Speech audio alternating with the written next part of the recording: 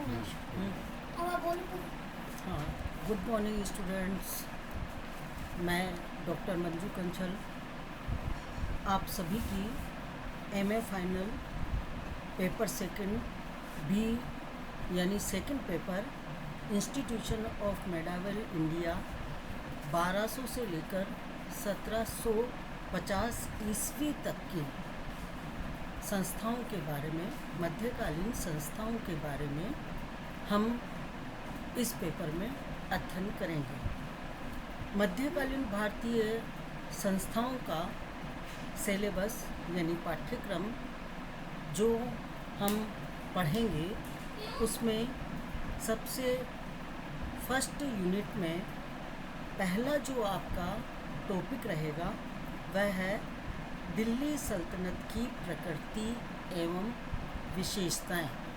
चूँकि हम इस पेपर में मध्यकाल के बारे में पढ़ रहे हैं और आप सभी को पता है कि दिल्ली सल्तनत और मुग़लकालीन कार्यकाल दो पार्ट हम मध्यकाल के मानते हैं। यानी मध्यकाल को हम दो भागों में विभाजित करते हैं, एक है सल्तनत काल और दूसरा है मुग़ल काल। तो हम दोनों ही कालों के बारे में इसमें अध्ययन करेंगे। दिल्ली सल्तनत की प्रथम जो काल है सल्तनत काल, उस काल की विशेषताएं, उसका स्वरूप क्या रहा, प्रशासनिक व्यवस्था किस प्रकार की रही और विभिन्न इतिहासकारों के द्वारा, मध्यकालीन इतिहासकारों के द्वारा उसके संबंध में किस प्रकार के अपने विचार प्रकट किए गए, उसके बारे में अध्ययन करेंगे। एवं यह व्यवस्था धर्म प्रधान रही या धर्म विहीन रही, कला व साहित्य के संबंध में किस प्रकार की व्यवस्था रही और किस प्रकार से हिंदू मुस्लिम संस्कृति का समन्वय इस दिल्ली सल्तनत काल में हुआ। एवं मुग़लकालीन व्यवस्था यदि हम देखेंगे तो उसमें अकबर के द्वारा किस प्रकार से मनसबदारी व्यवस्था की अपनी एक विशेषता और अपना एक स्वरूप रहा, जिसका हम अध्ययन करेंगे। इस काल की सैनिक व्यवस्था किस प्रकार की रही, उत्तराधिकार के किस प्रकार के नियम रहे, इन सभी विशेषताओं के बारे में फर्स्ट टॉपिक में अध्ययन करेंगे। सेकंड टॉपिक जो आपका रहेगा वह है आपके कृषक एवं ग्रामीण समुदाय, यानी ग्रामीण समाज हमारा मध्यकाल में किस प्रकार का रहा। जैसा कि आप सबको विदित है, भारत कृषि प्रधान देश रहा है। भारत की आत्मा किसानों में बसती है और उस काल में किसानों की स्थिति किस प्रकार की थी और 19वीं शताब्दी में जमींदारों, सामंतों और जनता के बीच में किस प्रकार के संबंध रहे थे, इसका हम इसमें अध्ययन करेंगे। किस प्रकार से 19वीं शताब्दी में इंग्लिश पीरियड जब हमारा प्रारंभ हुआ, उस काल में किस प्रकार की व्यवस्था रही। मुग़ल काल में ही जब अंग्रेजी कंपनियां भारत में प्रवेश हुई तो इस स्थिति में किस प्रकार से परिवर्तन हुआ, इसका हम अध्ययन करेंगे। सल्तनत काल और मुग़ल कालीन गांवों का स्वरूप क्या था, समाज, कृषक समाज में किस प्रकार से कितने वर्ग और उनकी स्थिति पाई जाती थी, इसका अध्ययन हम इस टॉपिक में करेंगे। तीसरा हमारा जो टॉपिक रहेगा वो है मुस्लिम संप्रदाय में उलेमा व अमीर वर्ग का संगठन, ऑर्गेनाइजेशन एंड रोल ऑफ उलेमा एंड नोबल्टी। इसका हम तीसरे टॉपिक में अध्ययन करेंगे।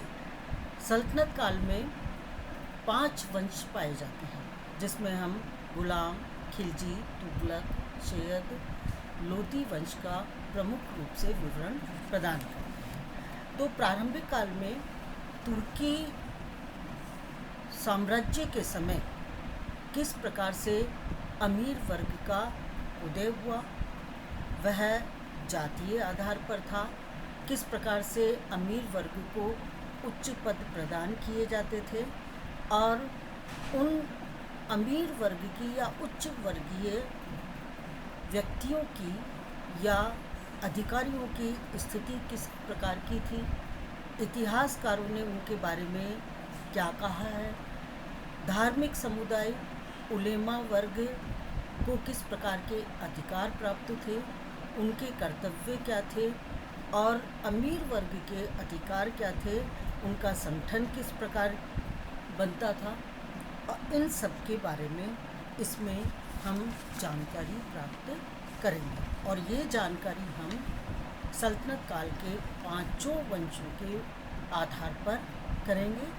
इसके पश्चात मुग़ल काल में इस व्यवस्था में किस प्रकार से परिवर्तन हुआ, अमीर वर्ग ने और उलेमा वर्ग ने किस प्रकार से राजनीति में हस्तक्षेप किया और उनकी राजनीतिक महत्वाकांक्षाओं के कारण किस प्रकार से सत्ता परिवर्तन हुए, उन सब की जानकारी हम इसके अंतर्गत प्राप्त करेंगे। फिर मुग़ल काल के पश्चात राजपूतों का मुग़ल काल में किस प्रकार से योगदान रहा और किस प्रकार से उनको उच्च मनसब प्राप्त हुए और राजनीति में उनका किस प्रकार से योगदान रहा, यह भी जानकारी हम इस टॉपिक में प्राप्त करेंगे। तो ये थी आपकी फर्स्ट यूनिट।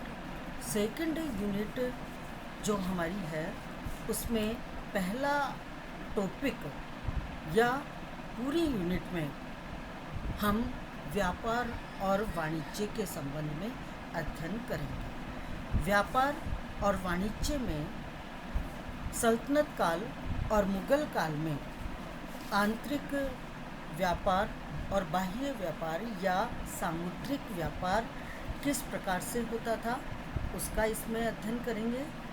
एवं यूरोपीय व्यापारियों से किस प्रकार से इनके संबंध पाए जाते थे और निर्यात किसका किया जाता था, आयात किन वस्तुओं का या सामग्रियों का किया जाता था, इन सब की जानकारी प्राप्त करेंगे।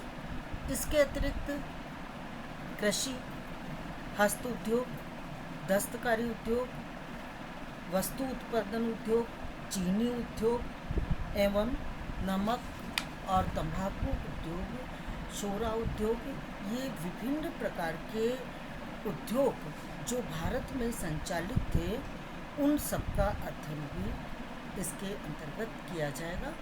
और व्यापारियों के द्वारा आंतरिक व्यापार के लिए किन साधनों का प्रयोग किया जाता था, व्यापारियों की सुरक्षा के शासकों के द्वारा किस प्रकार के उपाय किए गए थे और संपूर्ण भारत, उत्तरी पश्चिमी, उत्तरी दक्षिणी, सभी क्षेत्रों में व्यापार की स्थिति क्या थी, उत्पादन किस प्रकार से होता था और अंग्रेज कंपनियों ने आने के बाद, मुग़ल पीरियड में अंग्रेज कंपनियों ने आने के बाद किस प्रकार से आयात और निर्यात की स्थिति को परिवर्तित किया, इसका अध्ययन भी इसके अंतर्गत हम करेंगे।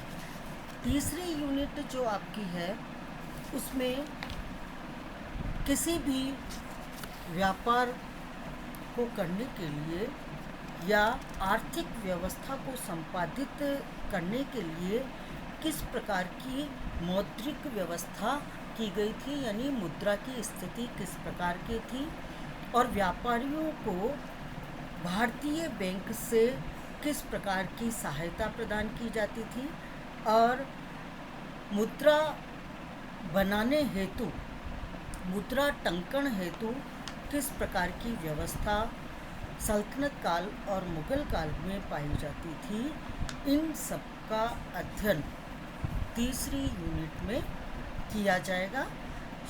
सिक्कों की शुद्धता कितनी होती थी, सल्तनत काल में किस प्रकार के सिक्के पाए जाते थे, धीरे धीरे उन सिक्कों का भार, उनकी शुद्धता और उनकी स्थिति में किस प्रकार से परिवर्तन हुआ, उन सब का अध्ययन हम इसके अंतर्गत करेंगे। चौथी जो यूनिट आपकी है उसमें प्रमुख रूप से इन्हीं उत्पादित उद्योगों के बारे में ही अध्ययन किया जाएगा। वस्त्र उद्योग, कृषि उद्योग, व्यापारिक वर्ग और उत्पादन में उनकी भूमिका क्या रहेगी, इसी का हम विस्तृत वर्णन करेंगे।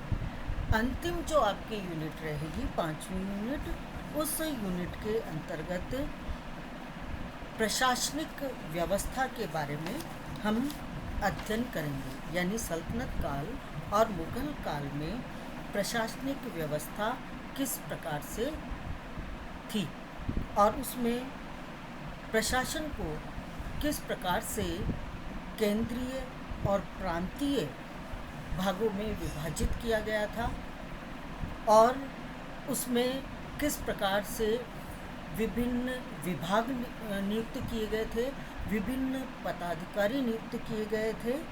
और इसके अतिरिक्त सल्तनत काल, सूर प्रशासन, मुगल प्रशासन, मराठा प्रशासन, इन सब की जानकारी इस 5वीं यूनिट में और अंतिम यूनिट में प्रदान की जाएगी। इस प्रकार से छात्राओं आपका ये सिलेबस रहेगा और सिलेबस में जो विभिन्न पहलू हैं उनका हम अध्ययन करेंगे।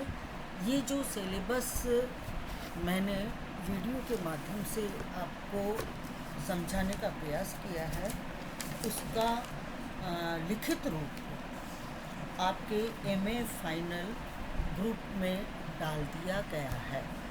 अगर किसी भी विद्यार्थी को इसके संबंध में समझ में नहीं आए तो वह व्यक्तिगत रूप से मुझसे बात कर सकता है। इसके संबंध में इस सिलेबस को कवर करने के लिए, पढ़ने के लिए आपके द्वारा प्रमुख जो पुस्तक रहेगी, जो कि आपका टोटल सिलेबस कवर करता है, उसके लेखक का नाम है डॉक्टर घनश्याम दत्त शर्मा और उनकी पुस्तक का नाम है मध्यकालीन भारतीय सामाजिक, आर्थिक एवं राजनीतिक संस्थाएं। पुस्तक का नाम फिर सुन लीजिए, मध्यकालीन भारतीय सामाजिक, आर्थिक एवं राजनीतिक संस्थाएं। ये आपका पूरा पाठ्यक्रम कवर करता है और इसका अध्ययन आप इसको खरीद सकते हैं, इसका अध्ययन आप कर सकते हैं। इसके पश्चात जो आपका दूसरा वीडियो अपलोड किया जाएगा उसमें हम फर्स्ट यूनिट के फर्स्ट टॉपिक दिल्ली सल्तनत की प्रकृति एवं विशेषताओं के संबंध में अध्ययन करेंगे और इसका जो लिखित वर्जन है वो आपके ग्रुप पर डाल दिया जाएगा।